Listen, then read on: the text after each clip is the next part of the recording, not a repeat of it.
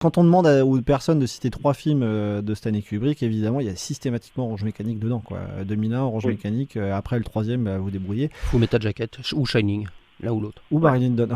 Marilyn Dunn, très beau, Marilyn. Non, excellent. Tous les films de Kubrick dans leur top 3.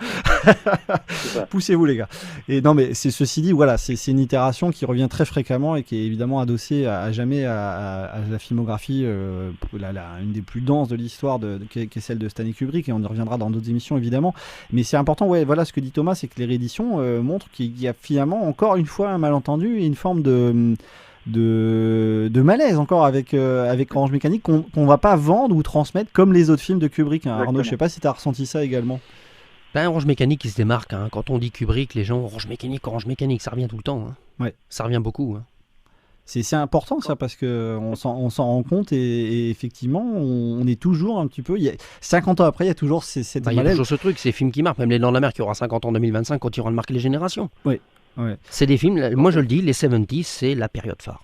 Alors Arnaud, on va redonner la parole à Thomas parce que c'est important ce qu'il nous dit sur les rééditions, la DVD et la VOD, mais il est temps maintenant pour les jeunes générations qui nous écoutent et ceux qui voudraient revoir le film de le voir pour de bonnes raisons. Alors les bonnes raisons, on vous en a déjà donné plein, hein, la pertinence de la réflexion, mais il y a également autre chose qui est quand même très important, c'est qu'il y a un deuxième plus grand méchant de l'histoire du cinéma qui est présent dans le film et il faut absolument dévoiler son identité. Bien maintenant sûr. On l'a annoncé dans la première partie, c'est pour toi, Arnaud. C'est David Prowse. David Prowse qui dans ce film joue le garde du corps de Patrick McGee, qui jout Monsieur Alexander, justement, qui a été victime dans la première partie du film avec sa femme qui était jouée par Adrienne Corey, Madame Alexander. Et il est vraiment impressionnant. Déjà on le voit en train de faire des haltères, ça sonne à la porte et on reprend en fait la scène qu'il y a eu au début. On fait une boucle dans le film, un cercle vicieux. Comme tout à l'heure, on parlait des 2 droguistes qui sont devenus policiers. Exactement. D'ailleurs, pour anecdote, cette scène-là où ils essayent de noyer et ils tabassent leur ancien chef, Alex, il y avait un système qui était dans l'abreuvoir pour que Malcolm McDowell puisse jouer la scène sans se noyer. Il y a tout un système pour qu'il puisse respirer, quoi. Et malheureusement, le système a foiré et il était vraiment en train de se noyer. Et on voit le plan, c'est un plan quand même qui dure 1 minute, c'est assez long, hein, pour un plan, c'est très très long.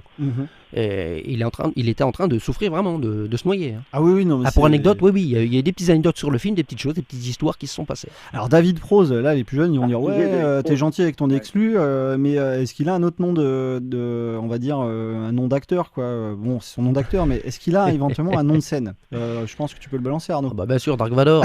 Dark Vador. Parce que j'imagine ceux qui nous écoutent qui n'ont pas fait le rapprochement de David Prowse Dark Vador, ce qui est tout à fait logique, parce qu'on rappelle que David Prowse en fait c'est celui qui est dans le costard de Dark Vador, mais qui n'est pas la voix de Dark Vador. Qui n'est pas la voix. La voix qui est dans la VO de James Earl Jones, voilà, qui joue Tolsano,